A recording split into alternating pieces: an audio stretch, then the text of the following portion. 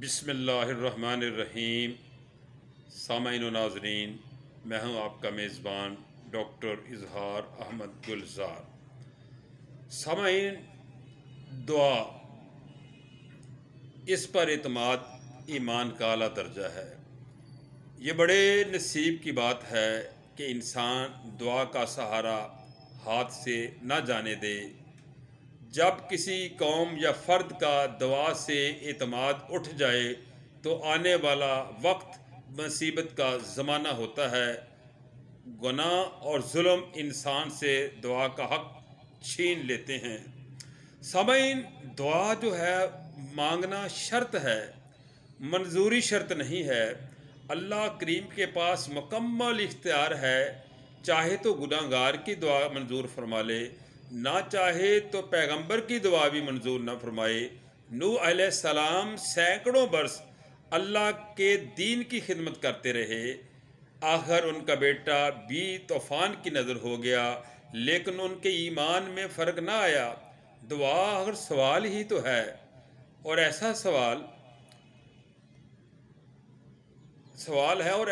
سوال ہے کہ ماننے والا مانے یا نہ مانے، ہم نے سوال کرنا ہے، سوالی بننا ہے، تو اگلے کی مرضی ہے وہ مانے یا نہ مانے۔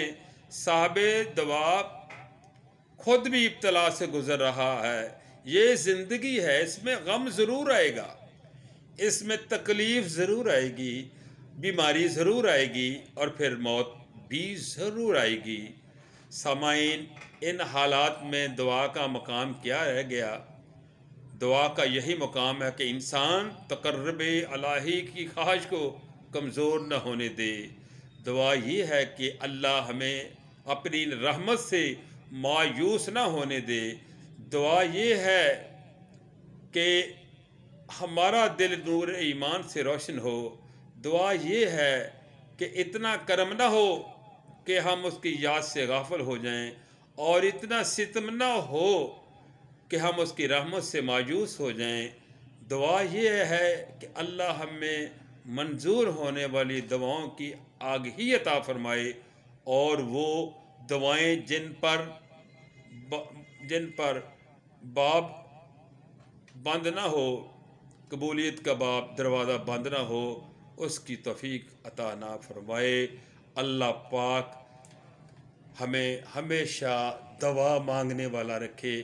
سامعین، روایت ہے کہ ایک دفعہ ایک آدمی دعا مانگ رہا تھا، گڑ گڑا کر ایک مقرب فرشتے کا وہاں سے گزر ہوا۔ عابد پہچان گیا کہ فرشتہ ہے، بولا، بھائی میری چند دعائیں اللہ میاں کے ہاں پہنچا دو۔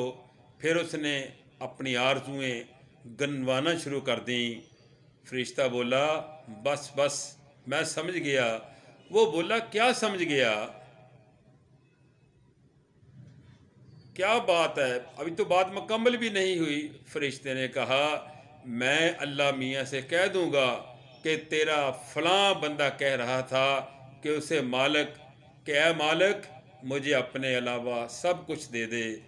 بس اتنی سی ہے بات کہ ہم اس سے اس کے تقرب کے علاوہ سب کچھ مانگتے رہتے ہیں، اور پھر گلہ کرتے ہیں کہ دعا منظور نہیں ہوتی۔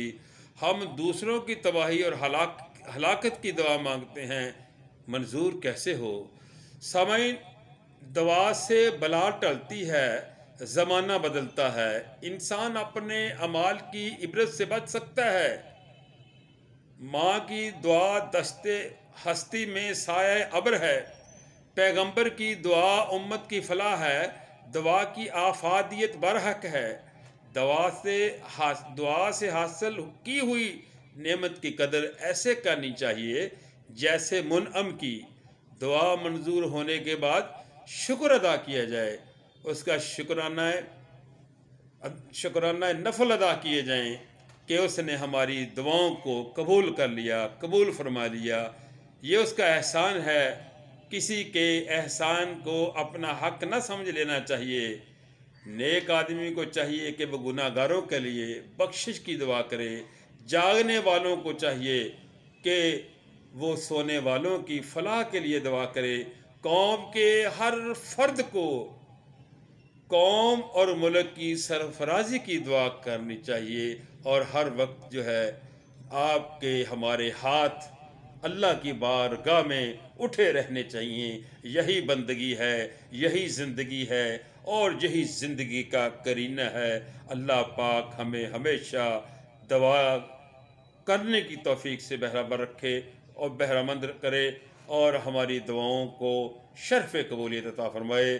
آمین یا رب العالمین.